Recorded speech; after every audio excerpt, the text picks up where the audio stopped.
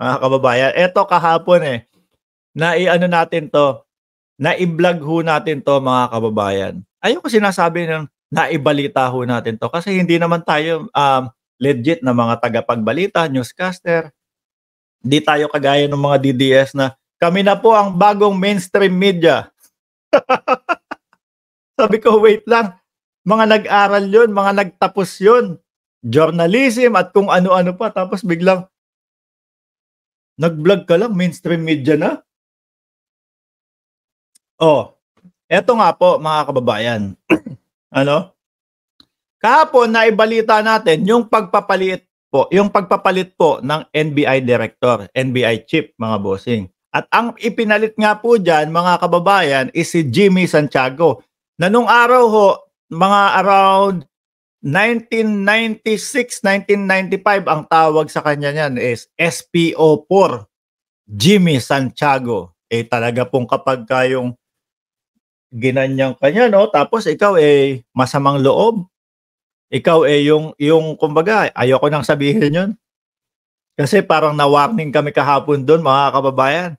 Basta magaling bumengbeng yun, straight, o yan ilalagay ko na lang ito, straight to the point, dito sa gitna, ang tama mo kapagka ikaw ay hindi pa sumuko.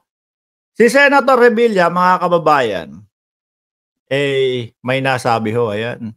Revilla uploads Santiago appointment as NBI chief, no. Isa pa itong si Revilla no. Si Mike Abe kahapon habang pinapanood ko. Siguro kapagka pinapanood 'to ni Kibuloy, naiihi na sa lawal, ano? Iniisip siguro ni Kibuloy, tignan mo 'tong kaibigan ko dati na si Mike Abe. Dati magkaibigan kaming matalik na 'to. Ngayon, gusto na akong paihiin sa lawal Sobrang pananakot no. Pero totoo naman yung sinasabi niya mga kababayan. Na kapag si Jimmy Santiago ang umasinta sa'yo, nako may kakalagyan ka. Pag sinabi niyan pag sinabi ng mga kapulisan, "Oh ano, susuko ka ba o hindi?" Sasabihin, "Hindi." Sasabihin, pagka mga 10 minuto parating na si Jimmy Santiago, susuko na yun. Alam niya na yung kalalagyan. Sabi naman ni Revilla ngayon, mga bossing, dumagdag pa sa pananakot kay Kibuloy ito. Baka nanginginig na tuhod ni Kibuloy niyan. Magtago ka na. Hindi pala. Magtago na ang kriminal. At hindi sila titigilan ni Santiago. Ganyan po talaga yung tao na yan, mga bossing.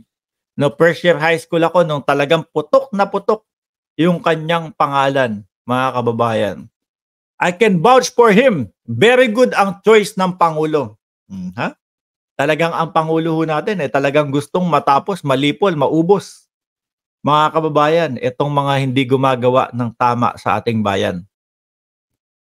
He is really the man for the job.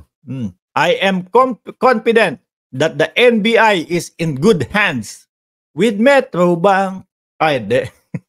In good hands, and it will deliver an excellent job in suppressing criminality, mga bossing. Kasi medyo lumawlaw nga po yata ang NBI ngayon mga bossing So madami pong gustong ayusin, madaming gustong ipatupad, madami pong gustong kumbaga baguhin doon sa NBI, maging mahigpit ulit, maging talagang number 1 sila ulit, mga kababayan.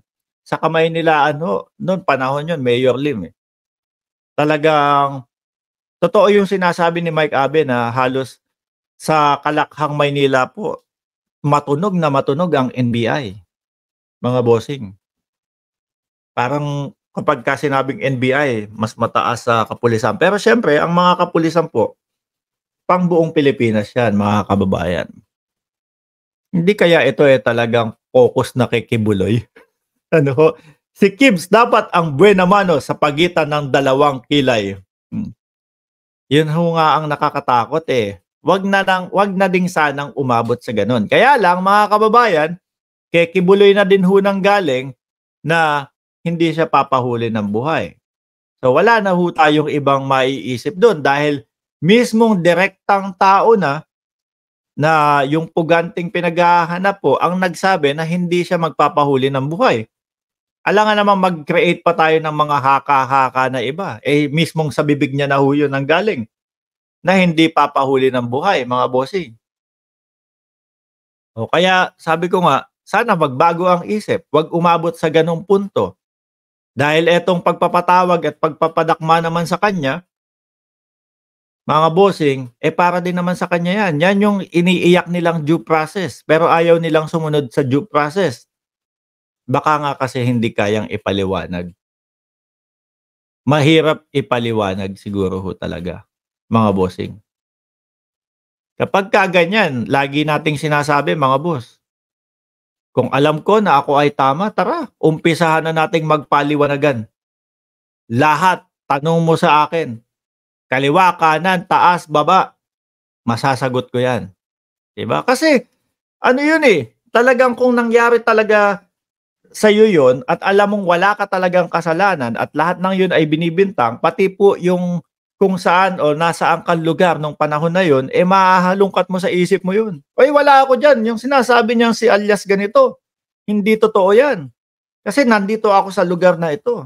Oh, maaalala mo lahat ng ginagawa mo nun, kung paano mo naubos yung isang buong araw doon sa sinasabi nung nagbibintang sa'yo. Kaso mas pinili ho ni Kibuloy, mga kababayan, na magtago, na hindi ipaliwanag ang kanyang side. Baka magalit yung attorney ni Kibuloy. Ano po? Baka, "Sir, wag kang magalit, ha." Eh, yun lang ho ang tingin namin, nagtatago ho. Kasi sabi nung attorney ni Kibuloy, eh, hindi nagtatago si Kibuloy, 'no? Unavailable lang siya. Ginawa lang niya yung sarili niya na unavailable siya. Ibang klase si attorney, 'no? Mailusot lang yung kliyente, eh, hindi nagtatago 'yan. Hindi nagtatago, alam niyo na ngang pinaghahanap, ayaw pang lumutang, 'di ba? Hindi nagtatago, kaliwa't kanan na yung mga balita na ipinaparating sa inyo na hinahanap na si Kibuloy. Ayaw lumutang ni Kibuloy. Eh, unavailable nga po, eh, baka may ginagawa pa, mga bossing. Eh, alam niyo naman po 'yan, si Kibuloy, busy hong tao 'yan, 'no? Eh, ikaw ba naman ang may-ari ng universe? Oh, ang dami mong inaasikaso nun, siguro pati 'pag may problema sa Jupiter, oh, si Kibuloy ang aayos. 'Pag may problema sa Mars, si Kibuloy ang aayos. O baka mamaya meron pang meeting kay ano 'yan, Elon Musk. Kasi 'di ba merong pinaghahandaan si Elon Musk na pagpunta ng sangkatauhan ho sa Mars, eh, siguro, "O Kibuloy, since ikaw naman ang may-ari ng universe, tulungan mo nga ako dito sa Mars, ano ba yung mga kailangan namin?" O kaya unavailable, 'di ba? Baka nasa Mars. 'Di ho ba, sir?